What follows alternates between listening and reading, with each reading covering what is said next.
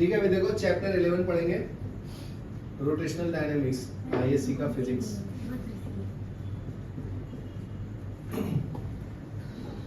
Rotational dynamics,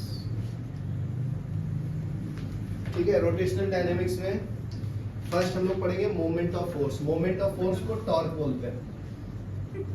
moment of force को क्या बोलते हैं? टॉर्क। तो टॉर्क क्या होता है जी?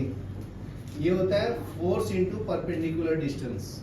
ये क्रॉस प्रोडक्ट होता है, क्रॉस प्रोडक्ट, ठीक है। तो देखो, तो क्रॉस प्रोडक्ट में साइन आता है तो टॉर्क, ये टॉर्क का सिंबल है, टाउ बोलते हैं इसको, ठीक है। तो R F S, R F sine theta, cross product में साइन थीटा आता है, याद रखना, ठीक है। तो इसका अगर मैं डायग्राम बना के दिखाऊं, X axis, Y axis, Z axis, ठीक है। ये आपका टाउ का डायरेक्शन होगा ऊपर की तरफ। यहाँ पे एक पॉइंट है P, having r distance from origin, ठीक है। फोर्स यहाँ पे लग रहा है तुम्हारा F, ठीक है, मेकिंग एन एंगल थीटा। तो इसको ऐसे कनेक्ट कर लो, ठीक है। तो एक्स वाई, ये जेड एक्सिस है ना, इसको यहाँ पे जेड कंसीडर किया तो जेड ले लो, इसको वाई ले लो। तो आर क्रॉस एफ इसके तरफ जाएगा, देखो ऐसे मुड़ेगा तो डायरेक्शन ऊपर, समझा ना। देखो ये मान लो पी है ऐसा और ये है क्यू, तो अगर मैं इसके तरफ जाऊंगा तो डायरेक्शन ऊपर की तरफ आएगा, ऐसे आएगा ना? हाँ ऐसे, अच्छा। ऐसे कर रहा हूँ तो डायरेक्शन ऊपर आएगा ना। ये देखो, ये वाला क्यू है, ये पी है, तो ऊपर जाएगा ना, समझा यार? हाँ। ओके, तो ये तुम्हारा डायग्राम हो गया बाहर आएगा ना? टॉर्क का ही पूरा ना। तो ये आर क्रॉस एफ ले रहा हूँ तो उसको टॉर्क बोलते हैं, समझा। ये क्रॉस प्रोडक्ट लेता वन डायमेंशन, इसको राइट हैंड स्क्रू रूल से डायरेक्शन देते हैं। इसको कौन सा डायरेक्शन बोलते हैं? Right hand screw rule. 10th में आता है ना जी, राइट हैंड रूल। जैसे अगर कोई करंट से, कोई वायर से करंट जा रहा था, उसका मैग्नेटिक फील्ड ऐसे होता था ना, ऐसा, तो ये डायरेक्शन ऊपर से होता, समझा ना। तो ये वाला जो कर्व फिंगर है वो मैग्नेटिक फील्ड बताता था, ऊपर वाला डायरेक्शन ऑफ करंट। यहाँ तक क्लियर है? यूनिट ऑफ टॉर्क देखो, नेक्स्ट देखो, unit of torque. Torque equal to R cross F है ना, तो आर का यूनिट एफ और फोर्स का यूनिट न्यूटन, तो ये हो गया न्यूटन मीटर, ठीक है। तो न्यूटन का भी यूनिट लिखना है तो लिख सकते हो। इसका अगर डायमेंशन निकालो जी टॉर्क का, तो आर क्रॉस एफ है, तो एफ को मैं एम इंटू ए लिख सकता हूँ, ए को क्या लिख सकता हूँ? V by T, R M, और टी को बाहर ले लो, वी को क्या लिख सकता हूँ?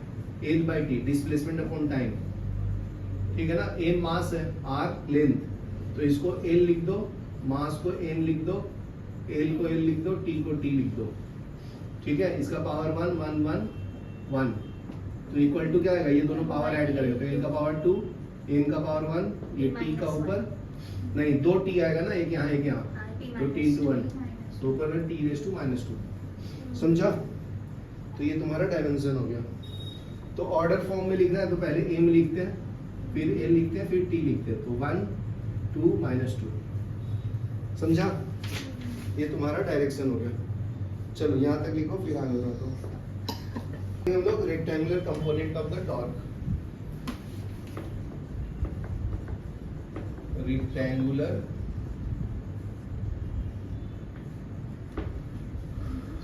कंपोनेंट ऑफ टॉर्क, ठीक है। तो torque equal to R cross F,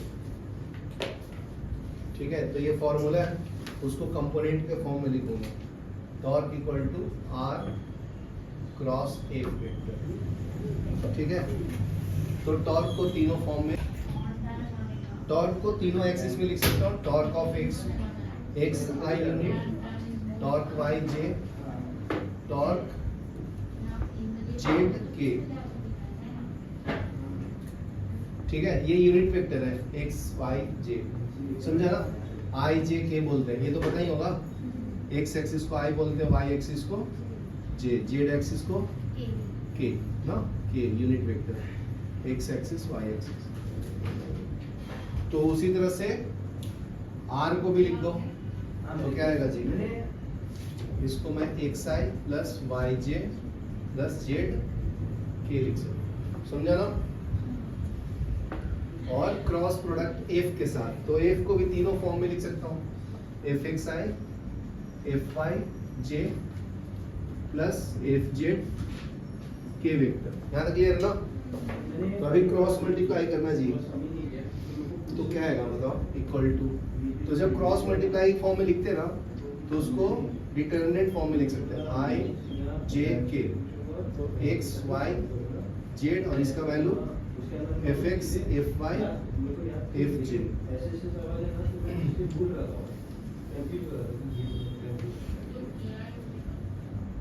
यहाँ तक क्लियर है ना।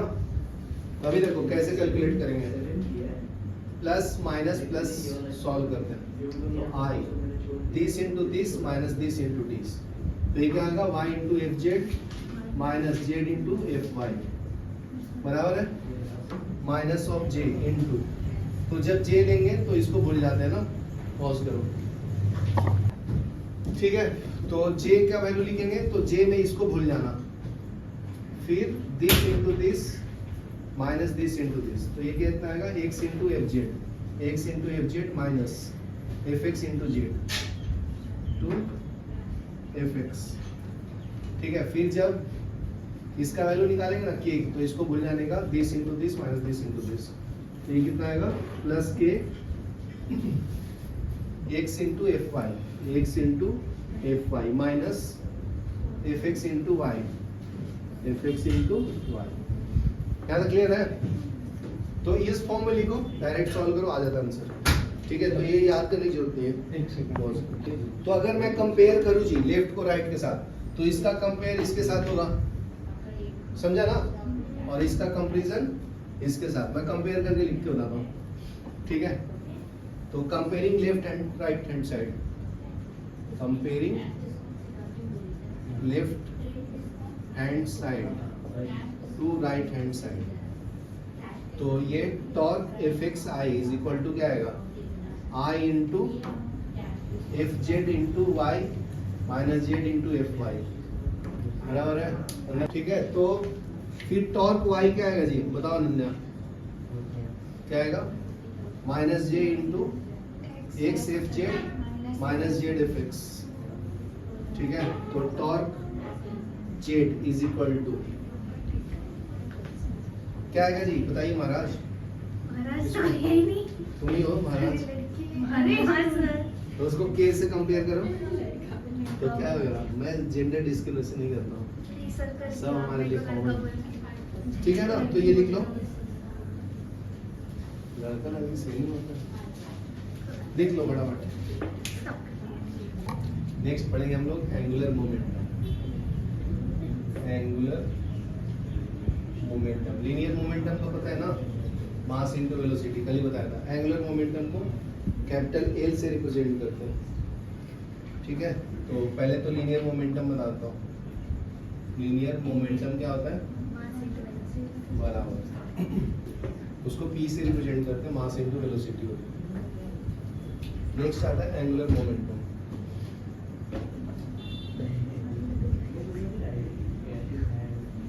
उसको एल से रिप्रेजेंट करते हैं, ये आर क्रॉस पी होता है।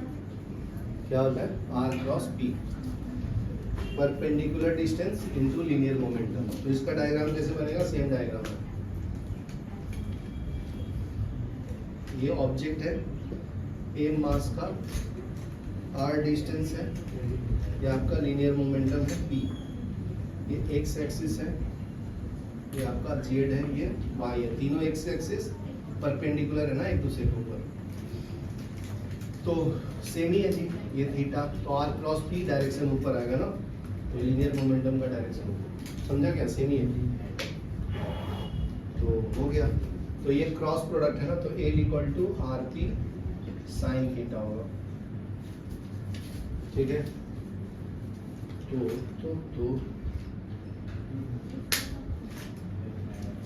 अभी देखो, इसको अगर तीनों फॉर्म में लिखो, रेक्टेंगुलर फॉर्म में, तो सेम वैसे ही कैलकुलेट करना पड़ेगा।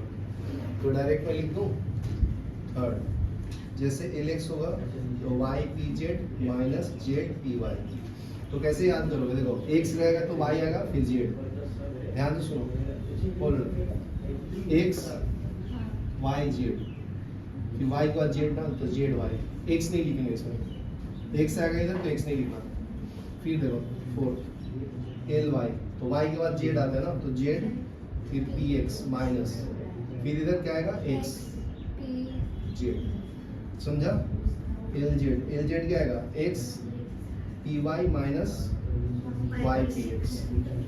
ठीक है, तो ये याद कर लेना, ये कंपोनेंट्स है, जैसे टॉर्क का निकाल कर बताया था ना, उसी तरह से ये।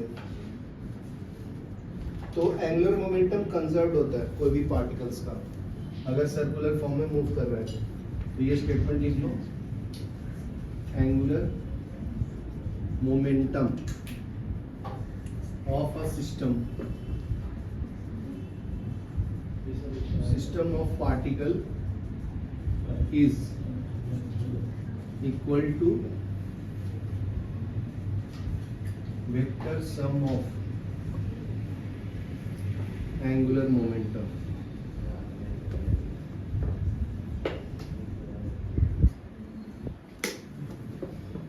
Momentum of each particle. ठीक है, तो ऐड कर लेंगे angular momentum equal to L1 plus L2 plus L3 plus dot dot Ln।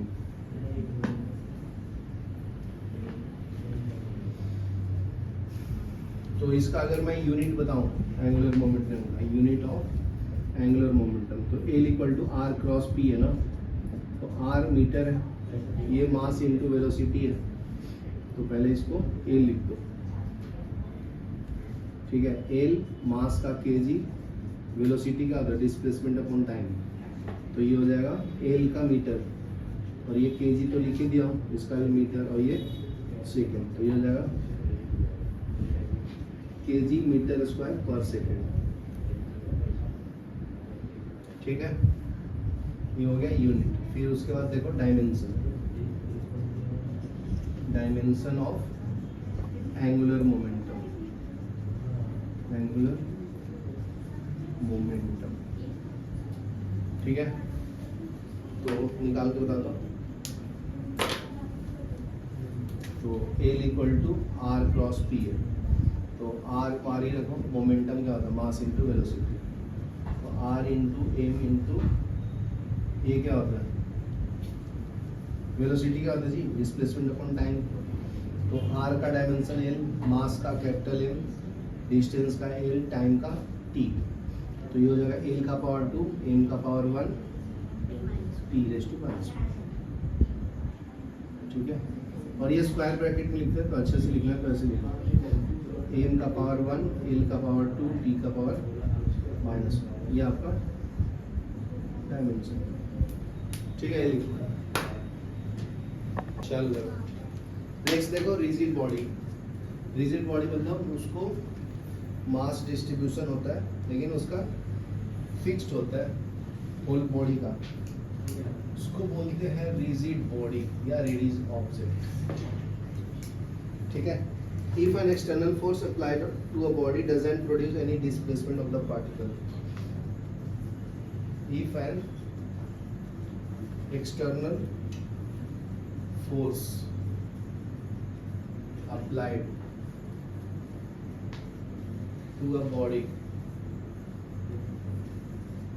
does not produce any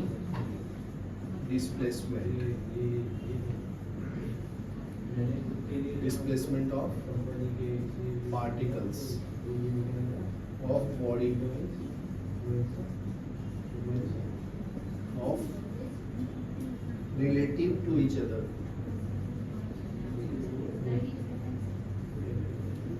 whichever, then body is said to be a rigid body. ठीक है जी। मतलब कोई object है, जैसे डायग्राम बना के समझा, ये डायग्राम है तुम्हारा, इसको पूरा रोटेट करना है। रोटेट करोगे तो पूरा बॉडी रोटेट करेगा, इसमें से ये पार्टिकल सिर्फ रोटेट नहीं होगा, पूरा होल बॉडी रोटेट होगा, ठीक है ना। जैसे व्हील हो गया तो पूरा व्हील रोटेट होगा ना, एक पार्टिकल थोड़ी रोटेट होता है उसका, ठीक है। तो उसको रिजिड बॉडी बोलते हैं, ठीक है। यहाँ तक क्लियर है?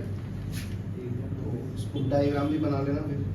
ये पॉइंट P है, having distance R and angular displacement theta, linear displacement S। तो देखो, तो रिलेट कर देता हूँ, ds अपॉन dt को क्या लिख सकता हूँ, लीनियर डिस्प्लेसमेंट अपॉन टाइम को, ये r into D theta by D T होता है, एंगुलर डिस्प्लेसमेंट अपॉन टाइम। तो इसको डिस्प्लेसमेंट को वेलोसिटी बोलते हैं, डिस्प्लेसमेंट अपॉन टाइम को वेलोसिटी, और एंगुलर डिस्प्लेसमेंट को एंगुलर वेलोसिटी। तो v equal to r cross omega होता है। ओमेगा क्या है तुम्हारा? एंगुलर वेलोसिटी, ठीक है। और r क्या है? रेडियस या डिस्टेंस या परपेंडिकुलर डिस्टेंस, और v क्या है? Linear velocity. यहाँ तक क्लियर है? अभी देखो, इसको फिर से मैं डिफरेंशिएट करूंगा, v equal to r cross v को, अगेन डिफरेंशिएटिंग,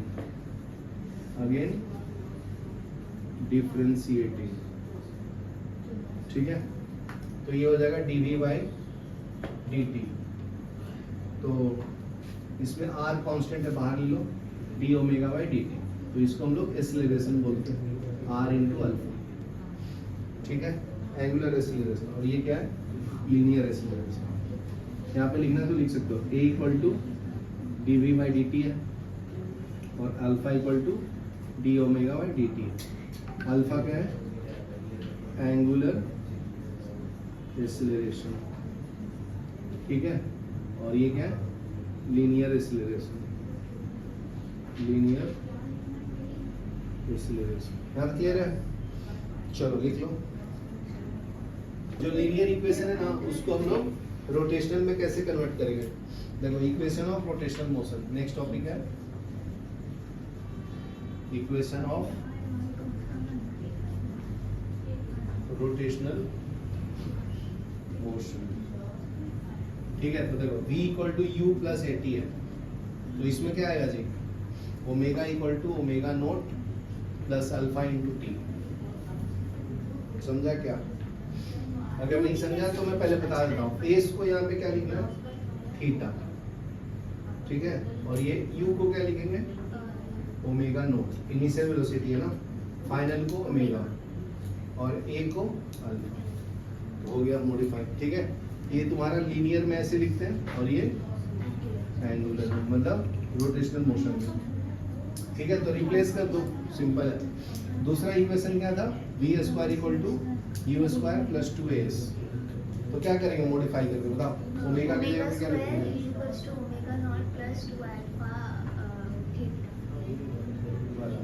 समझदार हो। नेक्स्ट है s equal to U T plus half A T square. तो क्या है? Theta equal to omega naught into T plus 1/2 alpha T square. तो ये लिख लो, ये तुम लोग यूज करेंगे रोटेशनल मोशन पे। तो ये लिख लो, फिर मैं प्रूफ भी बता देता हूँ। प्रूफ बता दो फिर लिख लो। चलो देखो, हम लोगों को पता है ना डिफिनेशन, अल्फा इक्वल टू क्या होता है? D omega by D T, rate of change of velocity को अल्फा बोलते हैं। तो इसको डी ओमेगा को इधर रखो, अल्फा को इधर ले लो, अल्फा इंटू डी टी। अभी इसको इंटीग्रेट करो, इंटीग्रेटिंग बोथ साइड। तो D omega, initial angular velocity omega naught, ये final integration 0 to T, alpha बाहर ले लेता हूँ डी टी, अल्फा कांस्टेंट है ना इसलिए। तो इसको इंटीग्रेट करूँगा तो ओमेगा आएगा जी, ओमेगा नोट ओमेगा, ये अल्फा और ये टी। तो ये 0 से टी, तो इसका वैल्यू डालो। एक बार उसको अपर लिमिट बोलते हैं, ऊपर वाले को क्या बोलते हैं? अपर, नीचे वाले को लोअर लिमिट। तो अपर माइनस लोअर कर लो तो क्या मिलेगा, omega minus omega naught equal to alpha into T, omega equal to omega naught plus alpha into T. ठीक है, यहाँ तक क्लियर है ना। तो ये फर्स्ट प्रूफ हो गया। सेकंड देखो, सेकंड प्रूफ करना है जी, थीटा इक्वल टू क्या है, theta no omega naught into T plus 1/2 alpha T square. ये देखो सेकंड इक्वेशन, ये थर्ड वाला।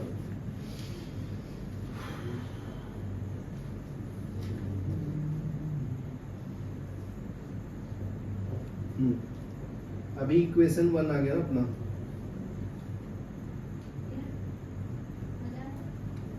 हाँ अभी देखो, जहाँ पे ओमेगा दिख रहा है ना जी, वहां पे क्या लिखोगे बताओ। थीटा को क्या लिखूंगा, डिफरेंशिएट करो। ये theta equal to omega naught को क्या लिख सकते हैं, omega equal to D theta by D T. ठीक है, देखना इंपॉर्टेंट है। तो अपना फर्स्ट इक्वेशन में प्रूफ कर दिया ना, omega equal to omega naught plus alpha into T, बराबर है। और थर्ड काइनेमेटिक इक्वेशन क्या होता है, theta equal to omega naught into T plus 1/2 alpha T square, बराबर है। तो हम लोग को पता है ना ओमेगा इक्वल टू क्या होता है जी, D theta by D T. Angular displacement equal to angular velocity के बराबर। तो क्रॉस मल्टीप्लाई कर लो, इसको इधर ले लो, तो D theta equal to omega into D T. ठीक है, तो फर्स्ट इक्वेशन से थर्ड इक्वेशन में डाल दो, पुटिंग फर्स्ट इन थर्ड, यहाँ से यहाँ पे डाल दो। ठीक है जी, क्या डालोगे, ओमेगा का वैल्यू, ये omega equal to omega naught into plus alpha into T T, तो यहाँ पे डालोगे तो क्या चेंज आएगा बताओ, D theta equal to omega के जगह पे omega naught plus alpha into T into D T. समझा ना अनन्या, क्या समझा, D theta equal to omega into D T T. तो ये ओमेगा का वैल्यू यहाँ से डाला, तो डी थीटा इक्वल टू, अभी क्रॉस ये कर लो, मल्टीप्लाई कर लो, omega naught D T plus alpha T into D T. अभी इंटीग्रेटिंग बोथ साइड करो, समझा। तो यहाँ पे लिमिट्स डालना 0 से थीटा, ठीक है, और इसमें डालना 0 से ओमेगा। यहाँ पे ओमेगा नोट कांस्टेंट है तो टी इसके रिस्पेक्ट में करेंगे, फिर यहाँ पे 0 से टी। ठीक है, तो ध्यान से देखो, अभी लिखो मत। इंटीग्रेशन डी थीटा का क्या होगा, theta. Integration of D T क्या होगा, T. Integration of D omega क्या होगा, ओमेगा। ठीक है, सिर्फ एक रहेगा तो, और integration of T D T रहेगा तो ये पावर 1 है, तो ये पावर 2/2 होगा। ठीक है, ये चारों फॉर्मूला मैं यूज करूंगा। तो डी थीटा के जगह पे क्या आएगा, थीटा। ठीक है, 0 से थीटा के रिप्लेस करना, is equal to omega naught बाहर लो, इंटीग्रेशन ऑफ डी टी 0 से टी, यहाँ पे अल्फा बाहर लो, इंटीग्रेशन टी का पावर 1 डी टी 0 से टी। अभी सॉल्व करके आंसर लिखता हूँ, तो ये आंसर आएगा थीटा माइनस 0 ओमेगा नोट, ये क्या होगा टी 0 से टी प्लस अल्फा, ये पावर 1 है तो ये पावर 2/2। अभी 0 से टी डालना, तो इसको अरेंज कर लो, थीटा इक्वल टू क्या मिलेगा, ये हो जाएगा ओमेगा नोट इंटू टी, ये क्या होगा जी अल्फा टी स्क्वायर बाई 2। तो यही आंसर आता है ना, देखो यही प्रूफ करना था अपने को। सेकेंड इक्वेशन देखो, तो फर्स्ट आया। ठीक है, यहाँ तक क्लियर है।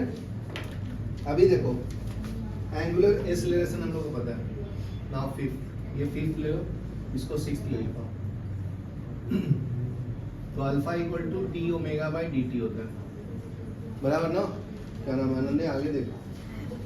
फिर इसको मैं अरेंज कर रहा हूँ, ध्यान से देखना, D omega D theta into D theta by D T.